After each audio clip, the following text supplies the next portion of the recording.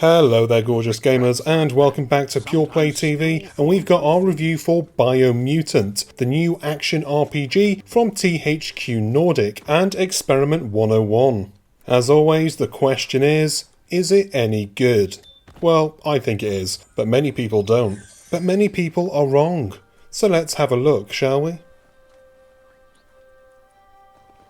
Going into Biomutant, I didn't really know what to expect. I've been aware of the game, but I've rarely covered it on Pure PlayStation, so I went in almost as green as the luscious post-apocalyptic world of Biomutant. And that's the first thing that really grabbed me and kept me sat playing when I could, and should, have been doing other jobs. It's so very, very colourful, and at times, almost to a fault. The world is vibrant, but varied, with differing tones depending on which area of the large map you're exploring. Some are patchworks of green grass that sway in the wind. Others are murky, dirty, oil-drenched wastelands that choke your little ratty mutant to death, unless you've got the right gear or mount. The red canyons were my favourite places to mooch around, especially on the back of a mechanical horse, while dual-wielding my badass pistols and blasting any critters that dared to take a swipe at me. It was like being a cowboy, except my dude was a weird-looking mutant rabbit thing, and dressed a bit like a hobo.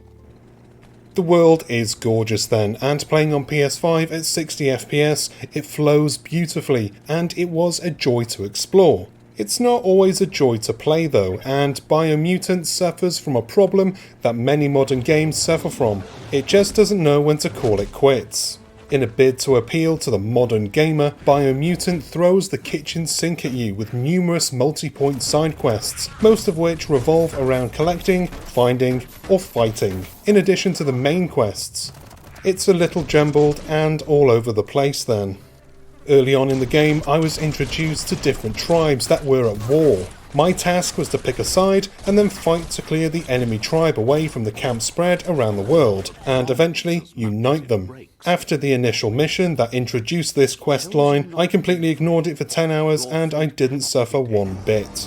I ploughed on with chasing down the World Eaters, who are having a grand old time bringing about the end of the world by munching on the roots of some magical tree. You can either spend a dozen hours ploughing through the main story and finishing it, or you can spend dozens peeking into every nook and cranny of this desolate world. I was in a rush, so I ploughed through the story, but I still feel like it could have been streamlined furthermore. The game throws mechanic after mechanic after mechanic at you, though not all at once. It wasn't until a few hours in that I earned the ability to glide with the help of my little automaton, and this guy would go on to deliver a few more surprises throughout the adventure. There's always something to do, something to see, or someone to talk to in Biomutant, and that's not always a good thing, especially if you don't like sitting through cutscenes. Biomutant has cutscenes for days. There's a lot of dialogue in Biomutant, and it's all delivered by one narrator with the smoothest voice I've ever heard. If it wasn't for the fine choice of voice actor, the narration would have fallen completely dead.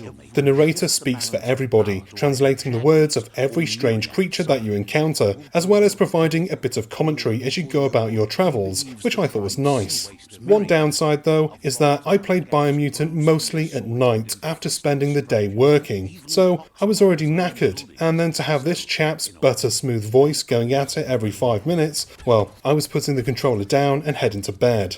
I wonder if he does any audio books. Note to self, check. Biomutant feels like a collection of weird but brilliant ideas, but it never really settles on anything. Its art style is gorgeous and the world can be beautiful, if a little rough around the edges. Fun fact, this is the first time in a very long time that I've actually bothered with any game's photo mode. So lovely the game is to look at. However, it's then been spun with comic book style effects with zaps and pows during combat, something I thought was at odds with the rest of the game's design. To the game's credit, there are a lot of options, and one is to remove the comic style effects, which I definitely did, along with the damage numbers, because as much as this game is an RPG, I so very much wanted it not to be. There are so many options for battling it out against the world's weirdos. You can customise your Ratman with bits of crap found throughout the world, and you can craft weapons out of junk and crap too. Then there's the levelling up, mutant powers, skill points, blah blah blah blah blah. In a game that already feels like it's gone far beyond the scope expected of it, I didn't care for the extra bother of wondering if my numbers were going to be enough to beat the bad guy with a slightly higher number. It's not how I like to play, because once you boil it down to its true essence, it just becomes a game of maths, and I f***ing hate maths. But I get it. It's another one of those things that modern gamers like to chase. Bigger numbers, and combat is nothing these days without numbers being involved in some form, much to my annoyance. And speaking of annoyance, the combat is both brilliantly cool and downright f***ing annoying. It follows the standard hit dodge, but throws in some awesome kung fu and gun fu. It's part hack and slash, part John Woo movie, and part Kung Fu Panda because there's a panda somewhere in the game. I ignored him after a while so that I could go back to kicking ass, but instead I got my ass kicked. Dodging didn't always work, and I gave up on trying to deflect anything after a while. The dodging mechanic actually had me so enraged during the second World Eater battle when he threw massive boulders, one after the other, and despite the game doing its slow-mo thing to say, hey, well done on pressing the button at the correct time, I still got pounded by the f***ing boulder, and then the next one, and then I died, lots of times.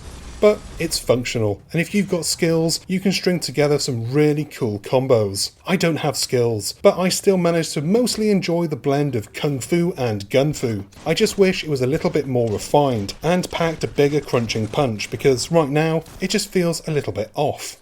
Oh, there's also a morality system, but I'm almost at the end of this review and I totally forgot about it because A, it was a bit annoying to have the weird little fairies pop up every now and then, and B, forgettable. But I'd best mention it.